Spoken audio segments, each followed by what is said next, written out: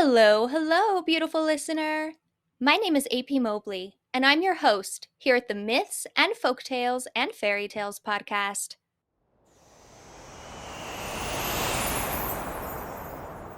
I'm also the author of dark fantasy inspired by mythology, so if you ever wanted to check out my books, I'd really appreciate it. All right, the myth of the first Egyptian mummy. I've got to be honest here. I really highly doubt that any of you need an introduction on what a mummy is, especially an Egyptian mummy, since whenever pretty much everyone thinks about mummies, Egypt is usually the first region that comes to mind. I'm also pretty sure that I'm not alone in my fascination with ancient Egypt and mummies as a child. I remember the kids in elementary school being totally enthralled with the school library's books on Egypt and mummies. And in adulthood, I've seen so many memes where the poster is like, hey, did anyone else have an obsession with Egypt and mummies as a kid? And the response is, both in the memes and in the comments, seem to show that this is somewhat of a universal experience among many children. Okay, now that I've established that I'm definitely not alone in my experience of being fascinated with ancient Egypt and mummies as a child, I'll get into the more personal reason of why I included the myth of the first Egyptian mummy in this The Stories That Shaped Me section of the podcast. I've told you before that my mom is a teacher and was always taking me to the library in the summer. But the summer was also a time when our family got to go on trips. Some years we camped, and some years we went to big cities to see aquariums or museums or amusement parks. Whenever we went to museums, my parents always made sure that we visited ones with exhibits that were dedicated to topics that my little brother and I were interested in. Because of my fascination with ancient Egypt and mummies, the museums we visited almost always had a permanent or at least a temporary exhibit dedicated to the topic. And in many of these exhibits, there were artifacts to look at, of course. And beneath or beside the artifacts, there were usually descriptions of them. Just saying what they were. And if the artifact had any sort of mythological relevance, that was explained too. I'm sure this comes as no surprise, but anytime an artifact was tied to mythology, I made sure to read it very carefully because I did not want to miss a single detail. And one myth that popped up constantly was the myth of the first Egyptian mummy, which makes sense. The story is really important to the whole mythos, and it explains why the ancient Egyptians dealt with their dead the way that they did. Without further ado, let's get into the myth of the first Egyptian mummy.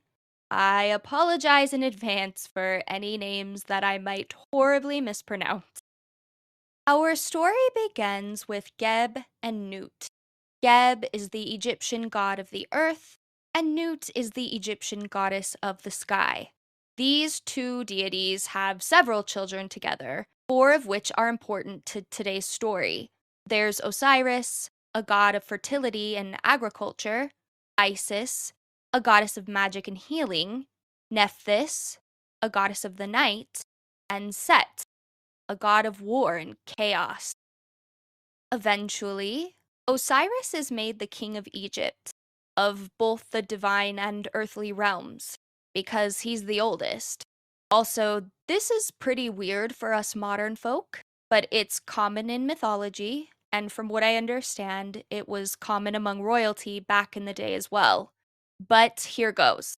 Despite being brother and sister, Osiris and Isis end up getting married, and Set and Nephthys get married as well.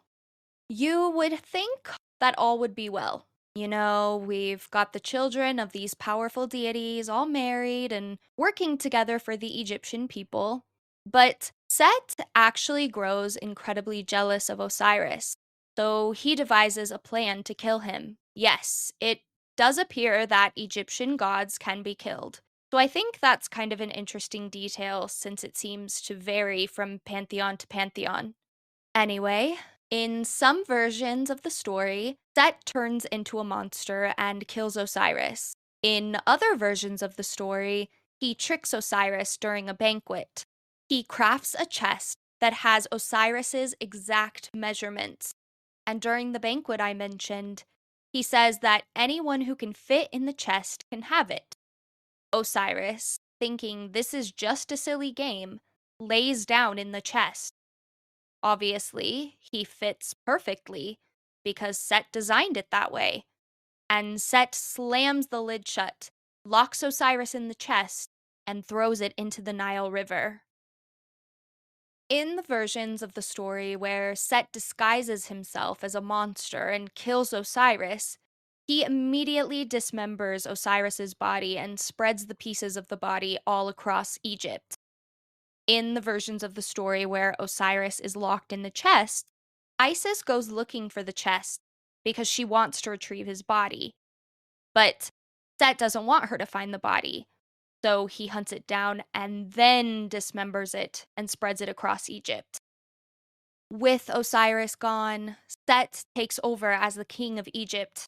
But even with Osiris dead, even with his body dismembered and spread across the country, Isis refuses to give up on him.